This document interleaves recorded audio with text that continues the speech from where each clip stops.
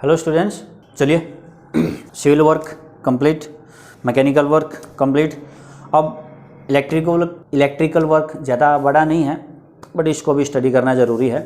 तो electrical work के बारे में भी जान लेते हैं। The major electrical works including construction of, बात करते हैं उन एक्टिविटीज़ की जो इलेक्ट्रिकल वर्क में कंसिडर की जाती हैं। एक एक करके बात करेंगे। शायद कुछ एक तो ऐसे भी हैं अब हम लोगों को माइंड में भी नहीं होता कि ये चीज़ भी इलेक्ट्रिकल वर्क के अंदर ही कंसिडर होती है।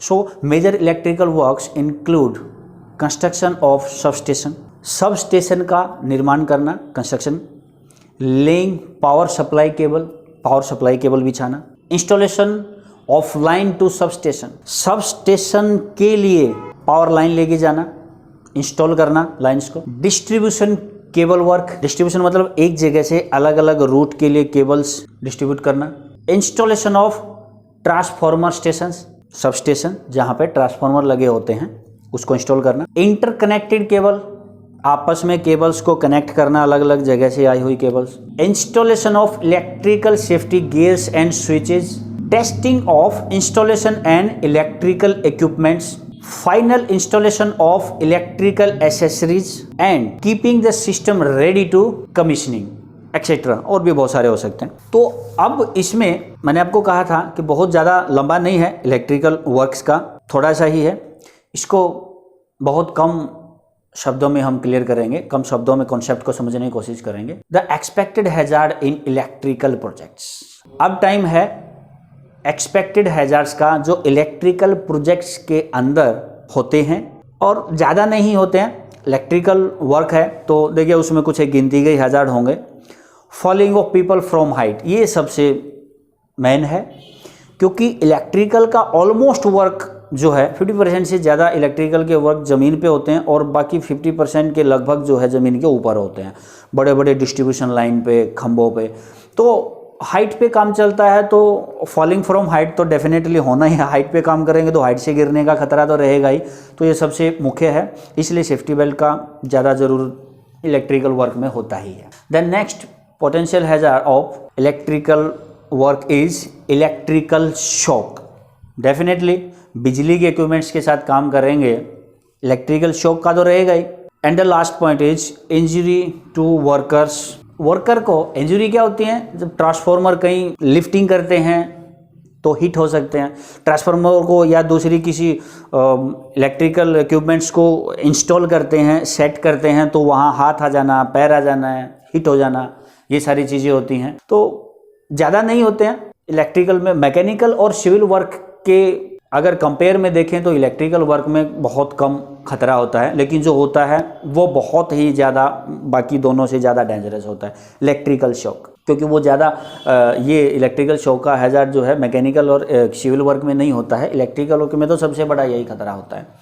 अभी कुछ एक रेमेडियल मेजर्स जानते हैं, सेफ्टी मेजर्स क्या क्या इससे बचने के लिए हम कर सकते हैं। 4-5 पॉइंट हैं। The first point, proper tools are to be use. किसी भी तरह की इंजरी से बचने के लिए प्रॉपर टूल्स यूज करना है। प्रॉपर टूल्स मतलब कहीं पे स्क्रू ड्राइवर चाहिए तो स्क्रू ड्राइवर ही यूज करना है, कोई दूसरी चीज़ ऐसे लगा के जुगाड़ नहीं करना है। ट्रांसफार्मर या किसी भी और हैवी इक्विपमेंट्स को, इलेक्ट्रिकल इक्विपमेंट्स को अगर कहीं लिफ्ट करना है तो उसके लिए लिफ्टिंग टूल टेगल्स का इस्तेमाल करना है। ऐसे ही वो कॉटन या वो दूसरे नायलॉन के रस्से से उसको उठा के ले जाने की कोशिश नहीं करनी है। So proper tools are to be used for electrical work. Second point, work above। If workers are working above 1.8 meter are to be considered at work at height। आप सभी जानते हैं दोनों, पहले इलेक्ट्रिकल से पहले आपने मैकेनिकल और सिविल वर्क पढ़ा तो दोनों में पॉइंट आया है, तो इसमें भी आएगा। 1.8 मीटर से ऊपर अगर लोग काम कर रहे हैं, वर्कर काम कर रहे हैं, तो उसे हम कंसिडर करते हैं वर्किंग एट हाइट में। डेफिनेटली उसको वर्किंग एट हाइट में करते हैं। And in the case proper scaffolding with guard rail, arrest system and safety belt. Proper guard rail देना होगा, जो प्लेटफॉर्म पे काम करेंगे स्कैफोल्डिंग प्रॉपरली बनाया हुआ होना चाहिए, और ऊपर काम करेंगे तो सेफ्टी बेल्ट पहन के काम करें। The third remedial measures is the buried cable, warning tape, route maker, making lines to be provided inside trench before bag filling. Bag filling करने से पहले अंदर जो केबल बिछाई गई हैं उन केबल पे वार्निंग टेप कहाँ लगाना है, उनका रूट मेकर क्या है, उनकी मार्किंग टाइल्स कैसे लगानी है, तो वो सभी बैग फिलिंग करने से पहले ही काम कंप्लीट करना होता है। बैग फिलिंग करने के बाद याद आया और फिर खोदाई करके करेंगे तो वो केबल वहाँ से डैमेज हो जाएगी और वर्किंग मैन पावर भी ज़्यादा लगेगा। ठीक है, चलिए आगे बढ़ते हैं। All persons at site should use all required PPEs. जितने भी लोग काम कर रहे हैं वहाँ जिस पीपीईज की ज़रूरत हो, जिसकी आवश्यकता हो, वह आवश्यकता अनुसार सभी पीपीईज को यूटिलाइज करना है, उनको सदुपयोग करना है, उनको पहन के रहना है, पहन के काम करना है।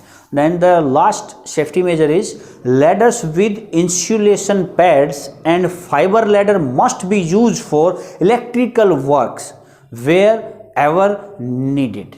जहाँ पे भी कहीं भी लैडर की ज़रूरत हो तो या तो फाइबर की लैडर यूज करनी है, या अगर मेटल की लैडर यूज करेंगे तो उसके ऊपर नीचे जो पैड्स लगे होंगे वो इंसुलेटेड होने चाहिए, रबर पैड लगे होने चाहिए। ठीक है, तो इलेक्ट्रिकल वर्क्स कंप्लीट होता है।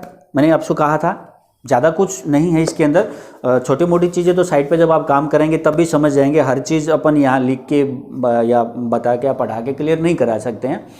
इसके बाद नेक्स्ट चैप्टर में मिलते हैं मैनेजमेंट कंट्रोल। और ये मैनेजमेंट कंट्रोल अभी तक के तीनों जितने भी चैप्टर हुए हैं उन सबसे थोड़ा ज़्यादा इंपॉर्टेंट होगा, और सिविल वर्क के लिए तो सबसे ज़्यादा इंपॉर्टेंट, कंस्ट्रक्शन सेफ्टी में तो ये सबसे ज़्यादा इंपॉर्टेंट है। सो वेट कीजिए नेक्स्ट चैप्टर का, that will be management control. जय हिंद।